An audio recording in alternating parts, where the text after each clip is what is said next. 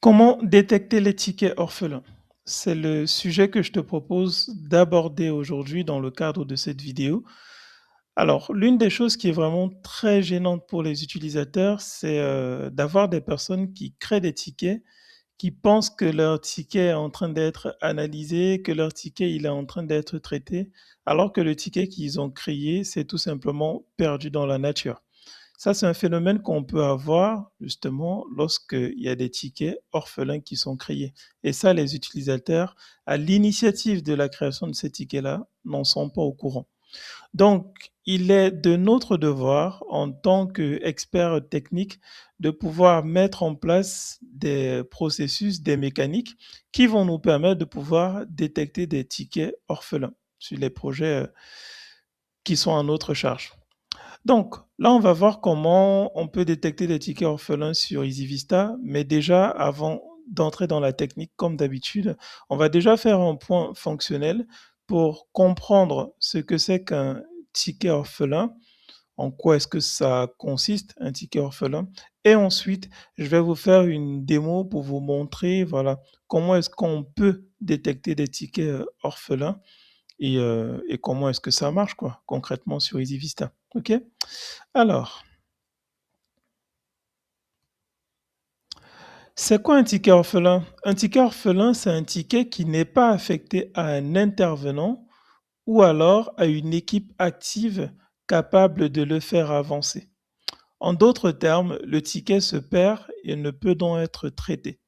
Donc, lorsque vous avez un ticket pour lequel l'action à traiter de ce ticket-là n'est pas affectée à un intervenant ou n'est pas affectée à un groupe, par exemple, bah, votre ticket, il est orphelin.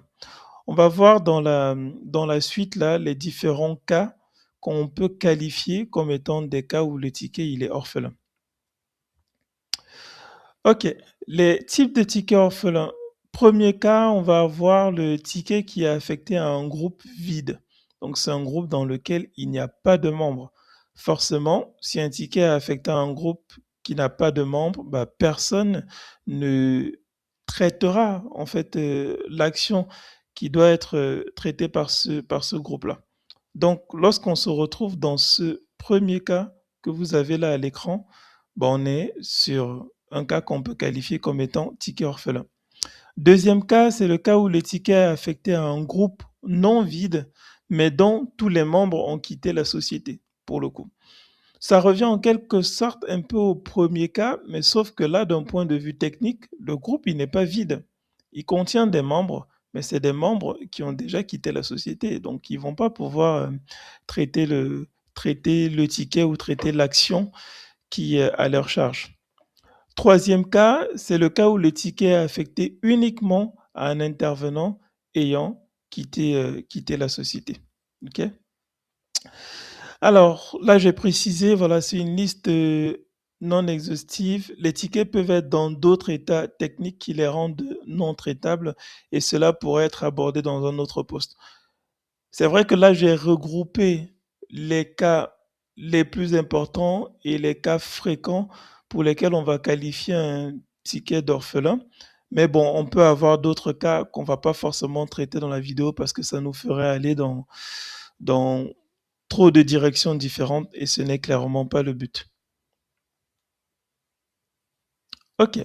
Comment est-ce qu'on peut éviter les tickets orphelins? Alors, il est important que les personnes des équipes techniques ITSM, donc EasyVista dans notre cas, anticipent et prennent en place des mesures pour pouvoir détecter des tickets orphelins. Donc, plusieurs manières de faire. Vous pouvez mettre une alerte planifiée qui va vous permettre de détecter qu'il y a des tickets orphelins, ou alors vous pouvez mettre en place une règle métier qui va vous permettre de détecter qu'il y a des tickets orphelins. Moi, la méthode pour laquelle j'opte, c'est plutôt de mettre en place une alerte planifiée parce que je vais avoir l'avantage d'avoir un script qui va me relancer à une fréquence que j'aurais définie en me disant, tiens, il y a des tickets orphelins. Mais vous pouvez également mettre une règle métier en place si vous le souhaitez. OK? Maintenant, on va passer à la démo et là, je vais vous montrer concrètement comment est-ce que ça marche pour pouvoir détecter des tickets orphelins.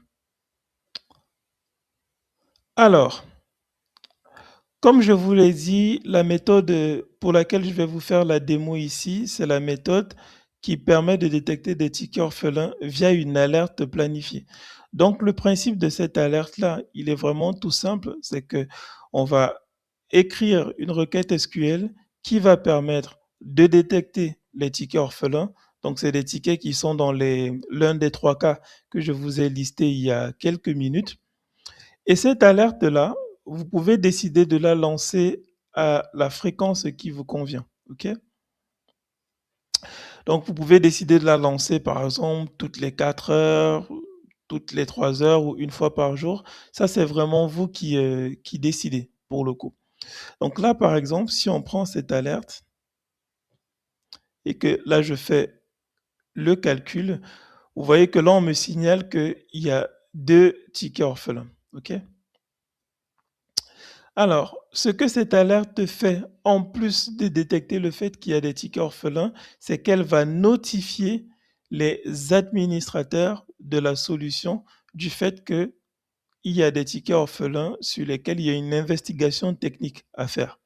Là, vous voyez par exemple que voilà, ce mail qu'il y a ici va être envoyé à ce groupe, un groupe d'administrateurs EasyVista, afin que ces derniers puissent investiguer sur les tickets en question et qu'ils puissent justement faire les corrections techniques nécessaires. Là, j'ai fait un mail qui est vraiment simpliste, hein, dans lequel j'indique qui a des tickets orphelins et j'indique le chemin du reporting qui permet de visualiser l'ensemble des tickets orphelins. On pourrait pousser ce mail encore plus loin en faisant en sorte que on ait un bouton cliquable qui permet d'arriver directement sur le reporting en question. Mais ça pourrait être le sujet d'une autre vidéo parce qu'il faudrait que je vous montre comment mettre en place le fait d'avoir un bouton qui redirige vers un reporting spécifique. OK? Donc, les administrateurs vont recevoir ce mail-ci pour le coup. Et donc, lorsqu'ils vont recevoir ce mail, ils vont pouvoir aller sur ce chemin et consulter le reporting en question. Donc là, par exemple, je vais vous montrer. Là, je suis sur le reporting en question et je vois les 2 tickets qui ont été détectés par l'alerte il y a quelques minutes. Donc, on va ouvrir l'un de ces tickets. Hop. Et là, qu'est-ce que vous remarquez? Le ticket, il est affecté à un groupe qui s'appelle technicien informatique. Vous voyez que si vous ne mettez pas en place cette alerte-là, ça va être compliqué en fait pour vous de pouvoir détecter les tickets orphelins qu'il y a dans votre environnement. Parce que ici, on peut se dire, ah oui, le ticket est affecté à un groupe, donc il n'y a pas de souci. Mais lorsqu'on va creuser, vous allez vous rendre compte qu'en réalité, ce groupe-ci, c'est un groupe vide pour le coup. Donc, personne ne va pouvoir traiter en fait cette action qui s'appelle analyse et traitement. OK? Je vous montre rapidement. Groupe technicien informatique. Donc, vous voyez que dans ce groupe, il n'y a aucun membre. Et mon alerte m'a informé de cela et via le reporting, j'ai pu détecter les tickets en question. J'espère que c'est maintenant clair pour vous comment est-ce que vous pouvez mettre en place une mécanique pour pouvoir détecter des tickets orphelins. Si jamais vous avez des questions supplémentaires par rapport à ce point ou par rapport à cette vidéo, vous pouvez me les poser en commentaire et je vous dis à très bientôt pour une prochaine vidéo. Allez, ciao ciao.